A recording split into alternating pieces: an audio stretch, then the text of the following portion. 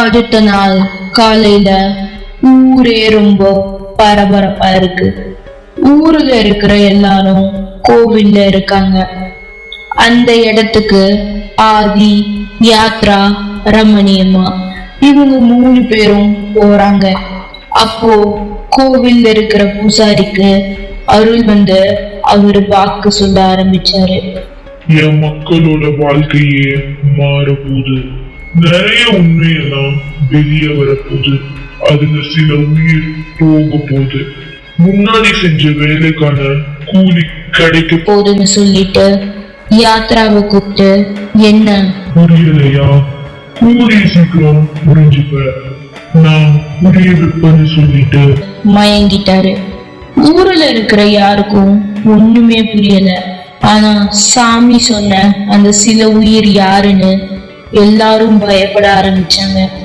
யாத்ராவை எல்லாரும் ஒரு மாதிரி பாக்குறாங்க. யாத்ராக்கு இங்க என்ன நடக்குதுன்னே தெரியல. ரொம்ப குழம்பி போய் நிக்கிறா.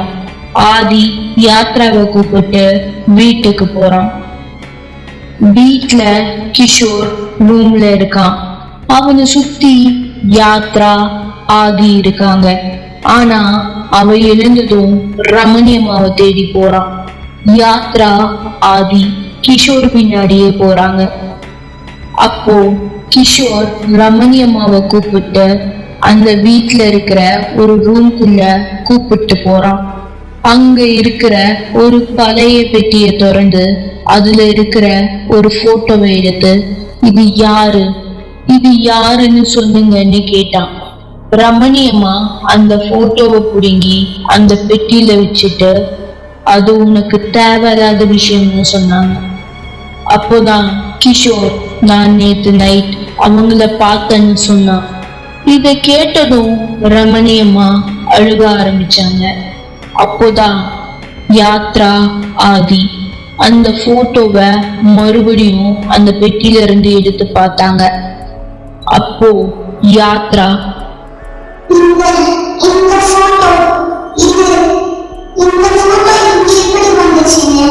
கேட்டான். ஆதி, கிஷோர் இது என்ன போட்டோன்னு கேட்டப்போ யாத்ரா ரமணியம்மா கிட்ட போய், இந்த போட்டோ இங்க எப்படி வந்துச்சுன்னு கேட்டா. ஆதிக்கும் கிஷோருக்கும் ஒண்ணுமே புரியல. அப்போ ஆதி ரொம்ப டென்ஷன் ஆயிட்டான். ஐயோ, இங்க என்னதான் நடக்குது? இந்த போட்டோவை பத்தி உனக்கு தெரியுமான்னு யாத்ராவை பார்த்து கேட்டான். யாத்ரா, இது என் அம்மாவோட அம்மா போட்டோ, அதாவது என்னோட பாட்டியோட போட்டோ. அது எப்படி இங்க வந்துச்சுன்னு கேட்டா. இவ்வளவு நேரமா அழுதுட்டு இருந்த ரமணியம்மா ரொம்ப ஷாக்கா யாத்ராவை பார்த்தாங்க. ரமணியம்மா யாத்ராவை பிடிச்சு, நீ சிங்கியோட பேத்தியான்னு கேட்டாங்க. யாத்ரா ஆமான்னு சொன்னா. ரமணியம்மா ரொம்ப ஷாக் ஆயிட்டாங்க. அப்போ எப்படி நீ இங்க வந்தன்னு கேட்டாங்க. அப்போ யாத்ரா சொன்னா, நான் ஒரு டாக்குமெண்ட்ரி ஷூட் பண்ணதான் இங்க வந்தேன். ஆனா இங்க என்னென்னமோ நடக்குதுன்னு. அப்போ ஆதி கிஷோரை பார்த்து, ஆமா நீ எப்படி அந்த போட்டோவை பார்த்தன்னு கேட்டப்போ கிஷோர் சொன்னது, ஏன்னா நான் இந்த ஊருக்கு வந்ததே என்னோட பாட்டியை தேடிதான். அப்போ கிஷோர் ரமணியம்மாவை பார்த்து, இவங்களுக்காக தான் வந்தேன்னு சொன்னான். அங்க இருந்த எல்லாருக்குமே ஷாக்கு. ரமணியம்மாவோட பேரன் தான் இந்த கிஷோர். அண்ட் செங்கியோட கூட பிறந்த தங்கச்சி தான் இந்த ரமணியம்மா. இப்போதான் ஆதி கேட்க ஆரம்பிச்சான். இப்போ நாச்சு சொல்லுங்க, இந்த ஊர்ல என்னதான் ஆச்சு? ரமணியம்மா சொல்ல ஆரம்பிச்சாங்க. இப்போத்துல இருந்து சரியா 60 வருஷத்துக்கு முன்னாடி இந்த ஆருத்ராபுரத்தோட ஜமீனா இருந்தவரு தான் ஆதி பூபதி பர்மன், அதாவது என்னோட அப்பா. இந்த ஊரை ரொம்ப நல்லா வச்சிருந்தாரு. அப்போ ஊருக்குள்ள இருக்கிற கோவிலுக்கு பூஜை ஏற்பாடெல்லாம் நடந்துட்டு இருந்துச்சு. என்னோட அக்கா சிங்கி, சிங்கமாதேவி, அவதான் அந்த பூஜைக்கான ஏற்பாடெல்லாம் பார்த்துட்டு இருந்தா. சிங்கமாதேவி அப்போ நரமாத கர்ப்பிணியா இருந்தா. இந்த ஊருக்கு ஒரு பூஜைக்காக ஒரு மாந்திரிகர் வந்தான். அவன் பேரு மருள்வாதி. அவன் வடக்குல இருக்கிற சிங்கருங்காடுல இருக்கிற ஒரு குகையில வாழுற ஒரு இனத்தை சேர்ந்தவன். அது மாந்திரிகம் அப்புறம் கெட்ட விஷயம் பண்றதுக்கு பேர் போன இடம். அன்னைக்கு ஒரு நாள், அது அமாவாசை அன்னைக்கு, சனிக்கிழமை நடுராத்திரி, சிங்கி வீட்டை விட்டு வெளியே போயிட்டு இருந்தா. அப்போ அவளாவே இல்லை. நான் எங்க அப்பாட்ட போய் சொல்லிட்டு அவ போன திசையிலே போய் பார்த்தப்போ அந்த மருள்வாதி ஒரு பூஜை செஞ்சிட்டு இருந்தான். அவன் பாக்குறதுக்கு அவ்வளவு கொடூரமா இருந்தான். அவன் மேல முழுக்க ரத்தமா இருந்துச்சு. அவன் ஒரு ஆட்டோட தலைய கையாலேயே பிச்சு எடுத்து அந்த ரத்தத்தை அவன் மேல ஊத்திட்டு ஒரு மந்திரம் சொல்லிட்டு இருந்தான். அப்போ அவனுக்கு முன்னாடி சிங்கி இருந்தா. அவ கையில அந்த ஆட்டோட தலை இருந்துச்சு. அவன் கையில இருக்கிற கத்தியால சிங்கி வைத்த கிளிக்க வந்தான். அப்போ ஜமீன், ஊர் மக்கள் எல்லாரும் அங்க வந்தாங்க. அப்போதான் ஒரு உண்மை தெரிய வந்துச்சு. சிங்கி ஒரு அபூர்வ நட்சத்திரத்துல பிறந்த தலைச்சாம்புள்ள. அது மட்டும் இல்ல, அவ வயிற்றுல பிறக்கிற முதல் குழந்தைய பலி கொடுத்தா அவனுக்கு மத்தவங்களை கட்டுப்படுத்துற சக்தி அப்புறம் சாக வரம் கிடைக்கும்னு. இதுக்காக தான் அவ இந்த ஊருக்கே வந்திருக்கான்னு. இத கேட்டதும் கோபத்துல ஜமீன் ஒரு முடிவு எடுத்தாரு. இனி இந்த மாதிரி நோக்கத்தோட யாரும் இந்த ஊருக்குள்ள வரக்கூடாதுன்னு சொல்லி அவனோட தலைய வெட்டி ஊரோட எல்லையில இருக்கிற மரத்துல ஆணி வச்சு அடிக்க சொன்னாரு. இத கொஞ்சம் கூட எதிர்பார்க்கல மருள்வாதி.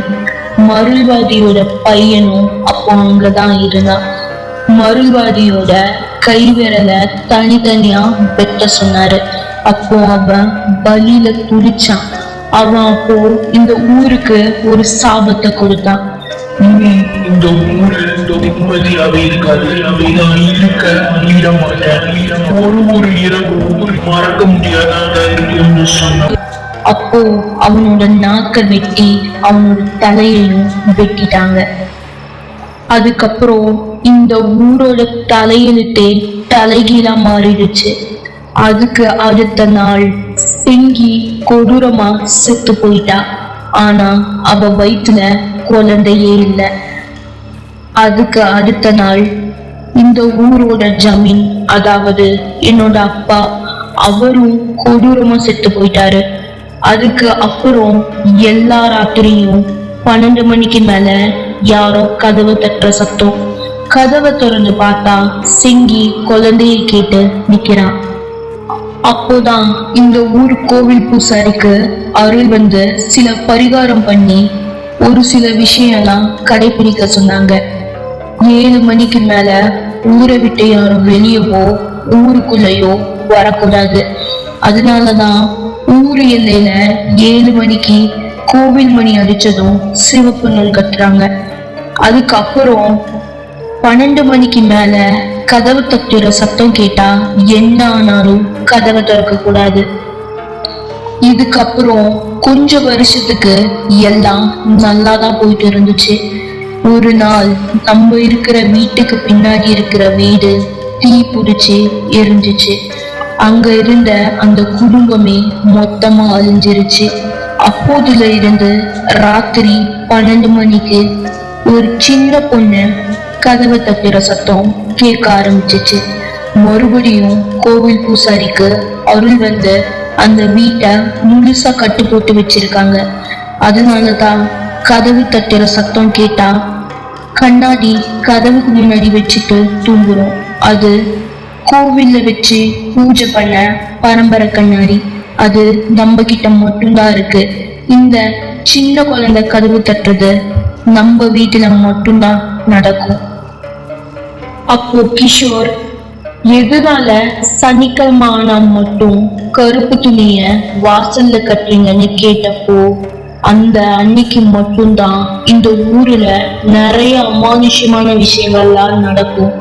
அதனாலதான் கோவில்ல சாமிக்கு சாத்தின கருப்பு புடவைய எல்லா வீட்டு வாசல்லையும் அன்னைக்கு ஒரு நாள் மட்டும் கட்டுறோம். அதுக்கப்புறம் எல்லாத்தோட வீட்டு வாசல்லையும் விளக்கும் ஏத்துறோம். இதெல்லாம் ரமணி அம்மா சொல்லி முடிச்சதுக்கு அப்புறம் தான் ஒரு பெரிய ட்விஸ்ட். இப்போதான் கிஷோருக்கு ஒரு விஷயமே ஞாபகம் வருது.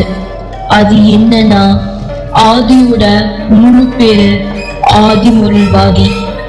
அப்படியே 3 பேரும் ஆதியை திரும்பி பார்த்தா அவன் சிரிச்சுட்டே,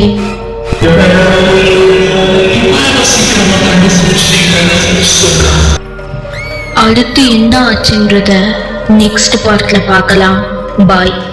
அண்ட் மறக்காம இந்த ஸ்டோரி பத்தி நீங்க என்ன நினைக்கிறீங்கன்றத கமெண்ட்ல சொல்லுங்க.